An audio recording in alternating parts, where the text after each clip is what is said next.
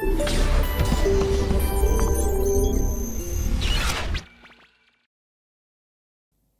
prospects for achieving viable and efficient social welfare programs in Nigeria came to the fore at the Forum on Embedding Behavioral Sciences in Implementing Intervention Programs, hosted by the Nigerian Economic Summit Group. Driven by the Policy Innovation Unit of the NESG, Dr. Tayo Aduloju, in his opening remarks, underscored the importance of the forum to Nigeria's policy-making process. So the Nigerian Policy Innovation Unit was established to support Nigeria's public sector by lending technical expertise in behavioral science, research, and policy innovation, and driving embedded capacity to enhance our country's ability to respond to problems, but also to design innovative approaches to fix issues. A big part of this program has been to provide nudges to increase scale for the program. So between 2017 and 2019, the PIU has conducted a range of tests, and many of the members of the NSIP program are here today. And the support we have gotten from the National Social Investment Programs has simply been overwhelming. Our hope is that all of us, private sector, public sector, civil society, will leave with a greater appreciation of behavioral science and its application, and a willingness to test it in our different institutions, in our different programs, our different projects, and in our different opportunities.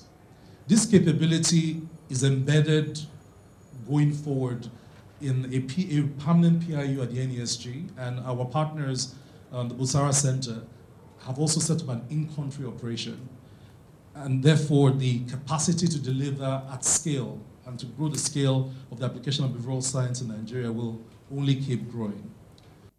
In her presentation, Inde Naukoye, Engagement Director, Busara Center for Behavioral Economics, gave further insight into the objective of the PIU and the behavioral sciences approach to current national social intervention program. First of all, memory.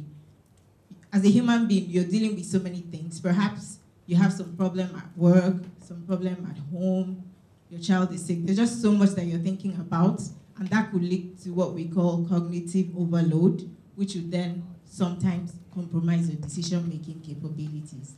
Sometimes you do things because other people are doing it. Adama talked about bandwagon effect. So we see that at play a lot.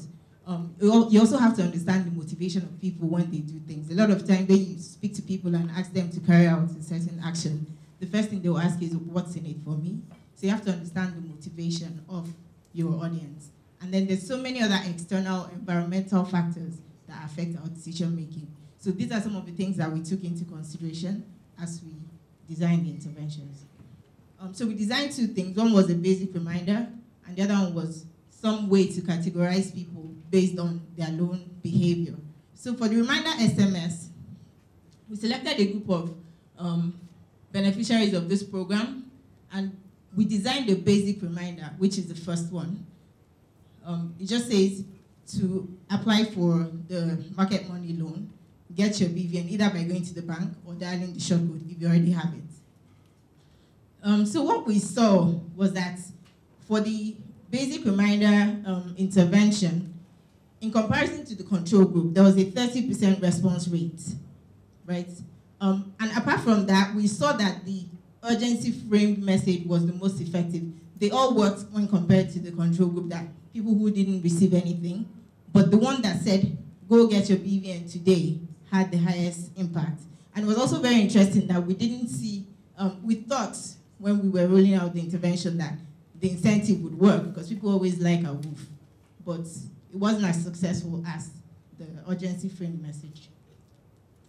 For the color categorization, we found among the group of people that received those SMSs that the orange group recorded a 55.6% increase in repayment rates, and we're really interested in this. I'm going to spend about a minute to talk a bit more about this particular intervention. But one thing that we felt was that it has to do with, there's something about the color red. everybody knows that red signals danger. Red isn't something you really want to be associated with. So it's possible that people who were in orange just didn't want to become red. So takeaway from this is it's good to give people information, but you also need to give them information at the right time so that they can take the right action. So somebody who is yellow, if I tell him or her that you're yellow, they think, oh yeah, I still have time. Red is still a couple of weeks away. But somebody who is in orange doesn't want to become red. And then somebody who is red feels that I'm too far gone, I can't really redeem myself. And then somebody who is black will probably say, look, he that is down needs fear no fall. So that was what we saw. On the right side, you will see that we looked at the payment amount, and there was that, the trend was quite consistent in the sense that the amounts that people were paying back were varied across all the groups, but the orange group had the highest repayment amount on an average throughout the course of the intervention. And then, like I'd already explained, the response rate was the highest among the orange people. Dr. Tayo Aduloju and Mr. Uzoma Nwagba, Chief Operating Officer of the Government Enterprise Empowerment Program, speak further on the event and applying the behavioral sciences design to social intervention programs in Nigeria. Well, the Nigerian Policy Innovation Unit is a consortium, Nigerian Economic Summit Group, Accenture, and the Busara Center for Behavioral Economics. And the idea was that it was set up to specifically, in the first instance, support providing behavioral science testing, design, analytics to improve the national social investment programs. And the whole idea, the concept was programs by their nature, when you design them, should have impact, but the capacity to continually improve programs, leveraging evidence-based empirical analytics that takes into cognizance human decision-making behavior of why someone would pay taxes, behavior of why someone would access credit, behavior of why someone will comply to a government program or policy becomes key elements to identify.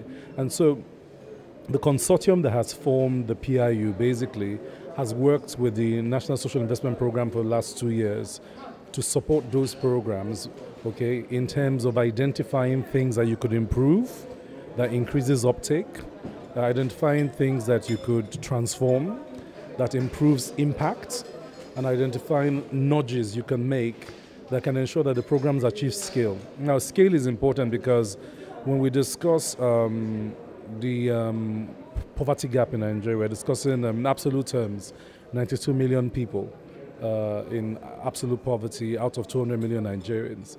It means that we must attack the problem with incremental solutions, okay, over several different areas. So in this first phase of the PIU's work, which is more of a pilot, it allows us to test and prove that behavioral science actually makes a difference. And from the results we presented, we could see that the application of these testings and approaches do make an improvement in the performance of these programs. Now, the next phase is how do you scale behavioral science application to reach the scale of the problem? Uptake for smallholder farmers that need to access credit, uptake for smallholder farmer women that are excluded for cultural reasons and contexts. We now need to apply vaccine penetration, digital penetration, a whole range of social concerns and issues in terms of uptake of programs, compliance programs, and impact of programs. So what this does is that with our partners, it allows us to deploy broad-based capabilities for understanding human behavior, designing policy and programs in line with those deep understandings of human behavior to force better performance. And so what we will see in the next phase is an embedded PIU unit in Nigeria. Our partners, Busara Center for Behavioral Economics, are also in country now. And these capabilities that we've now built in country allow us to basically drive the numbers where they matter. Because as you can tell, reaching 2 million people out of 90 million, it makes a difference to the 2 million people. But of course, it doesn't change the huge narrative in the top line numbers. So that really is what this is about. That's what the support has been for. So you notice there were some concerns with the people in the room that, for example, the program, the NSIP as a program needs to undergo some redesign. Part of the process we've gone through is identifying the aspects of the program that we need to redesign, the components and concepts of the program that we need to adjust to make it scale. And so hopefully the recommendations that have come out of this phase will, one, reduce failure attrition, improve uptake, improve performance of the program, and improve overall policy performance. I think the last thing to note is that these programs fit within the microeconomic interventions. They do not change automatically the macro. So the future application of behavioral science will include application to macro issues, country level, industry level behavior and shifts and changes, beyond the micro application to specific targeted interventions. So we're excited about the future. We think that Nigeria will benefit a lot from this kind of programs. We've seen these programs achieve huge results in other countries in education, in health, in financial inclusion, and Nigeria is on its way to doing the same. I think that there is definitely structural change that needs to happen, and I would also say in a number of ways it's happening for things like in places of infrastructure, in places of power. There's quite a lot that needs to be done so that you can lift a mass number of people. Today we are 92 million people in poverty. What this social intervention program does is at first it establishes a model that truly understands these segments, dare I say for the first time in recent history, and it gradually takes the most vulnerable of them out of the point where it is extreme poverty, and also truly understands those that are in economic activity, and it empowers them with credit. And while doing that, also enables them to build a financial history, which they can even participate in the economy, or participate more effectively or at larger scale. So the goal of social intervention, the social intervention programs, and the behavioral science that we talked about today is to continue to improve this. So the behavioral science helps us to get to the incentives that drive people's behaviors. It helps us to understand why people don't save, why people don't use financial tools, why people don't use bank accounts and mobile wallets. Helps us to understand why people don't repay loans when they don't repay. Helps us to understand the family planning and income of a household to figure out how you can best be effective in deploying this intervention, whether it's in credits or in cash transfers or in other benefits like school feeding, or whether it's in the case of the Empower program, the stipends that they get every month in exchange for being part of a vocation to teach, or to be part of a vocation in terms of being an artisan. So I would say that the social intervention program is here to take the people who are at the very base of the pyramid and take them out of poverty. But at the same time, we and the government, I would say more accurately, has to and continues to invest in fixing structural issues. And this is a long game. And quite frankly, we need to have the humility as well to realize that we can't snap our fingers to get it done, and we can also get it wrong.